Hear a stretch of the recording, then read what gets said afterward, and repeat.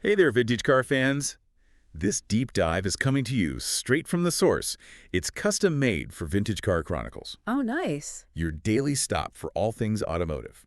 You can catch the show on Spotify, Deezer, Apple Music, and YouTube, by the way. Awesome. Today we're strapping in for a ride to the world of a seriously unique race car, the Renault Sport R.S. 001. Oh, interesting. I like where this is going. It's like someone took a GT car, spiced it up with the prototype's DNA, Okay, I'm following. and then threw in a dash of Nissan GT-R for good measure. Yeah, that's a combo. Intrigued? You should be. You've definitely got my attention. Okay, so let's unpack this a bit. The RS01 was originally built for the Renault Sport Trophy, Okay, a one-make racing series. right. But here's the thing. It's the most powerful one-make racer Renault has ever built, Wow. and the only one they've ever made that wasn't based on a production car. Talk about making a statement. It's like they wanted to prove they could build a beast from the ground up. And did they ever? When they unveiled this thing back in 2014 at the Moscow International Automobile Salon, Oh, yeah. heads were turning. I mean, just picture this. A car that looks like it drove straight out a sci-fi movie. Really? Aggressive lines Wow. and a futuristic aesthetic. It was designed by Akio Shimizu, a Japanese designer at Renault's Guyancourt studio. Interesting. And let me tell you, he went all out. It's wild to think that Renault actually said the design process was more like creating a concept car than a regular race car. Right. It's like they gave Shimizu free rein to let his creativity run wild. Yeah. But there's substance behind the style. Let's pop the hood and see what makes this thing tick. Yeah, let's get technical. This is where it gets really interesting and where that dash of Nissan GT-R comes in. Oh, okay, tell me more. The RS01 is powered by a modified Nissan GT-R engine. The 3.8-liter VR38DET twin-turbocharged V6, to be exact. Now I know what you're thinking. A Nissan engine in a Renault. Exactly. It seems like an odd pairing, right? Yeah, it does. But trust me, it works. One of the key reasons is the dry sump lubrication system. Okay, now break that down for me. What is that? Well, it's a setup that uses a separate reservoir for the oil instead of a traditional oil pan. Why is this a big deal? Well, for a high-performance car like the RS01, it's all about preventing oil starvation during those hard cornering maneuvers and intense bursts of acceleration. Think of it as a lifeline for the engine when things get really intense on the track. So it's not just about brute force. It's about making sure that power is delivered reliably. You got it, even under extreme conditions. Right. And the numbers speak for themselves. 550 horsepower and 443 pound-feet of torque. Whoa. That puts it right in the sweet spot between GT3 and DTM touring cars in terms of performance. Wow, that's impressive. But the RS01 is more than just a powerful engine. It's a symphony of high-performance components all working in perfect harmony. Okay, so walk us through some of those components. What else makes this car a track weapon? Well, you've got a Dallara carbon fiber monocoque chassis, which means it's incredibly lightweight Right. and rigid, providing the perfect platform for agility and responsiveness. Then there's the 7-speed sequential transmission, carbon-broke discs, Nice. and a whole host of other top-shelf components. So they spared no expense. No expense spared. Renault really opted for suppliers like SEDEV for the transmission, ZF for the clutch, and PFC for the brakes. Okay. These are names synonymous with high-performance motorsport, so you know them in business. So you've got this incredible machine, purpose-built for racing. What happened next? Did it take the Renault Sport Trophy by storm? Well, that's where things get a little bittersweet. The Renault Sport Trophy, unfortunately, was a short-lived affair. It only ran for 2 seasons before being discontinued in 2016. Really? Why is that?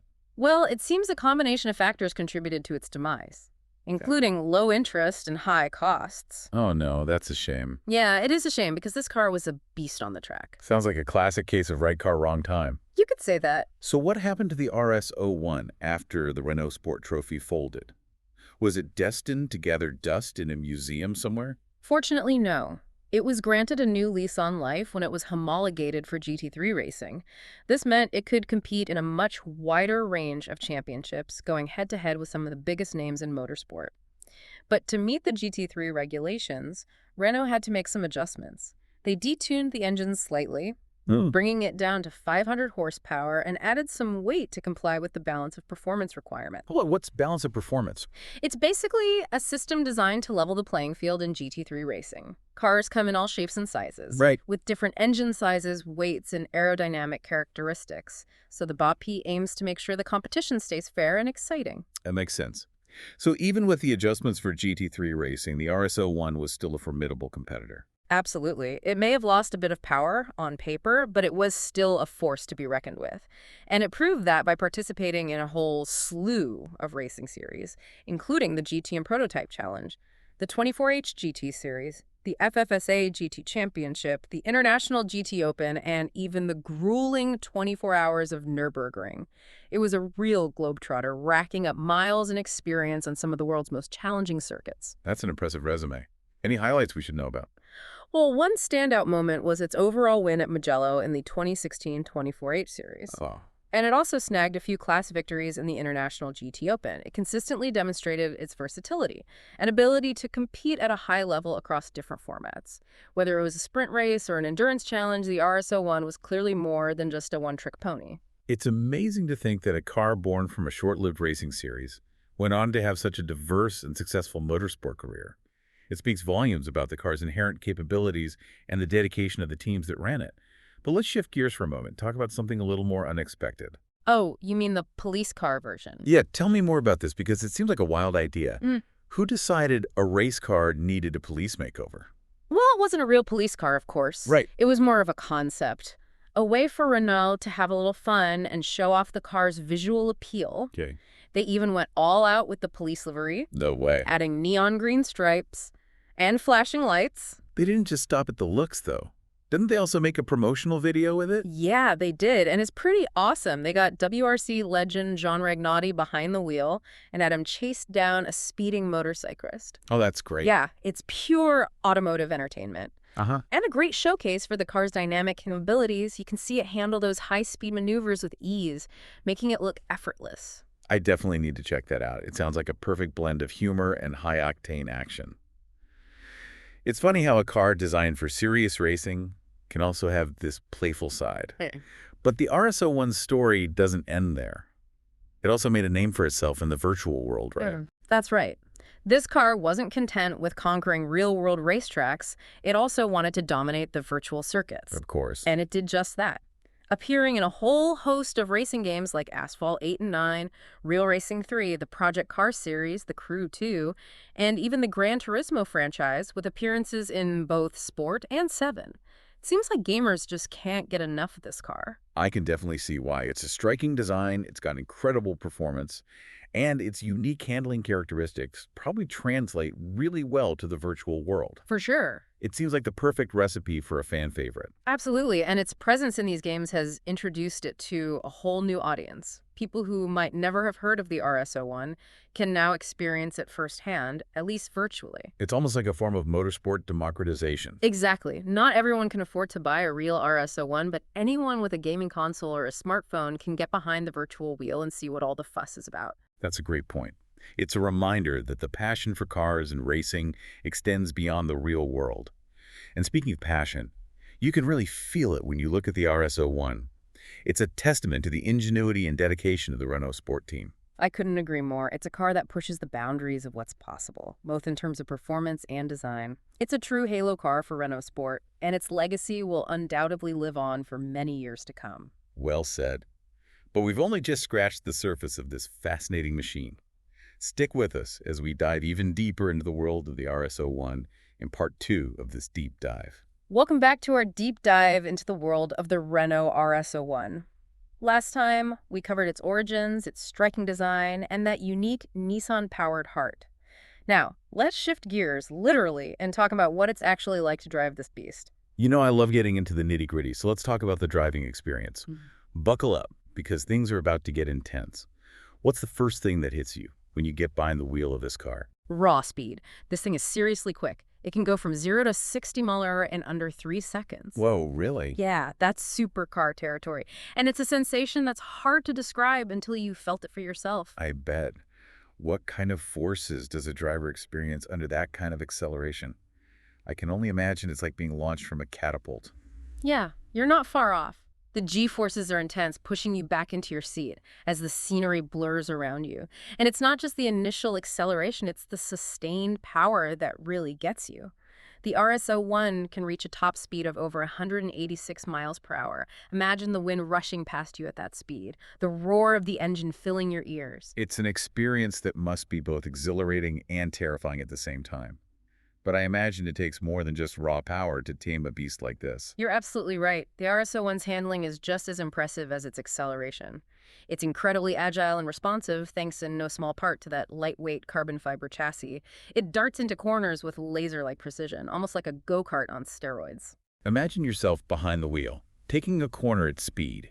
You can feel that 2,600 pounds of downforce pressing you into your seat, giving you the confidence to push harder and harder. Yeah, that's the beauty of it. It's a car that rewards a skilled driver.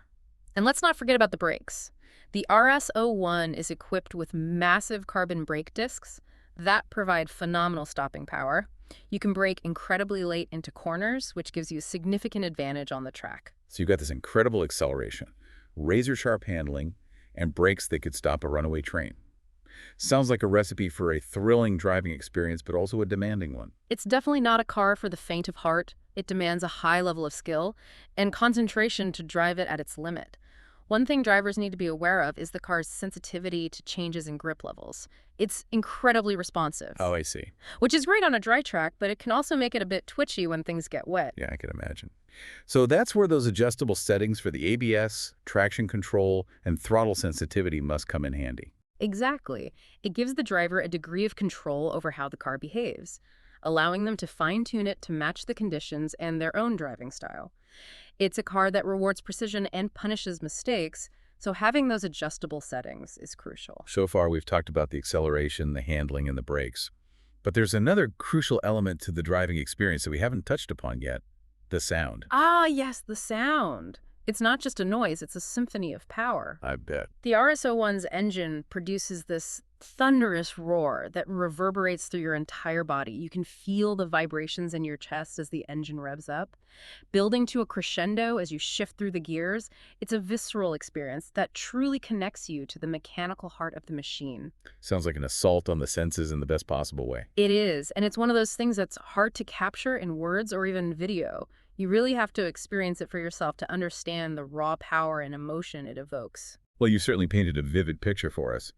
But let's move beyond the purely sensory experience and talk about the technical aspects of the RS01's performance, specifically its aerodynamics. We mentioned that 2,600 pounds of downforce earlier, but we didn't really delve into how the car achieves that. Right. That downforce figure is a testament to the meticulous work that went into the car's aerodynamic design. It's not just about looking cool. Sure. It's about generating as much downforce as possible to keep the car glued to the track, especially at high speeds. And the RS01 does that incredibly well. What are some of the key design elements that contribute to its aerodynamic efficiency? Well, you've got that massive rear wing, which Yeah. is adjustable so the teams can fine-tune the downforce levels depending on the track and the conditions. Then there's the front splitter, which helps to direct airflow under the car, creating a low-pressure area that sucks the car down towards the tarmac. And then there are all sorts of subtle contours and curves throughout the bodywork, all designed to optimize airflow and minimize drag. So it's a combination of big, obvious features like the wing and splitter, and then all these subtle details that work together to create this incredibly slippery and stable machine. Exactly. And that's what's so impressive about it. It's a holistic approach to aerodynamics, where every single element is considered and optimized to contribute to the overall performance of the car. It's a reminder that high-performance engineering is often about the details, about sweating the small stuff to gain those crucial tenths of a second on the track. You hit the nail on the head. It's all about finding those marginal gains, Yeah. those tiny improvements that add up to a significant advantage in the end. And the RS01 is a great example of that. It's a car that's been meticulously engineered from the ground up to extract every ounce of performance possible. We've talked about the real-world performance, but as we mentioned earlier, the RS01 has also found a lot of success in the virtual world of racing games. Oh, yeah. Let's talk about its video game stardom and what makes it such a popular choice for gamers. One of the reasons it translates so well to video games is its handling. It's a car that requires a delicate touch and precise inputs, which makes it incredibly rewarding to master in a virtual environment. And of course, the visual appeal doesn't hurt either. It's a car that looks fast even when it's standing still. You mentioned earlier that racing games are almost like a form of motorsport democratization. But they're also incredibly sophisticated these days, aren't they? Yeah, absolutely. I mean, how accurate are these games in terms of recreating the real-world performance of a car like the RS-01? The level of detail and accuracy in modern racing simulations is astounding. The developers work closely with car manufacturers to get everything right, from the laser scan 3D models to the intricate physics engines that govern how the cars handle. They spend countless hours tweaking and tuning to make sure that the virtual experience matches the real thing as closely as possible. So when you're driving the RS-01 in a game like Gran Turismo, you're not just playing a game, you're getting a surprisingly authentic taste of what it's like to pilot the real deal. Exactly, and that's why these games have become so valuable, not just for entertainment, but also for training and development in the motorsport world. Drivers can use simulators to learn new tracks, practice different driving techniques, and even test out setup changes before they ever set foot in a real car. Wow, that's amazing. It's blurring the lines between the real and the virtual in a fascinating way. Absolutely. Makes you wonder, what does the future hold for motorsport as these simulations become even more realistic and accessible? That's a great question. It's certainly an exciting time to be a motorsport fan, both in the real world and in the virtual one.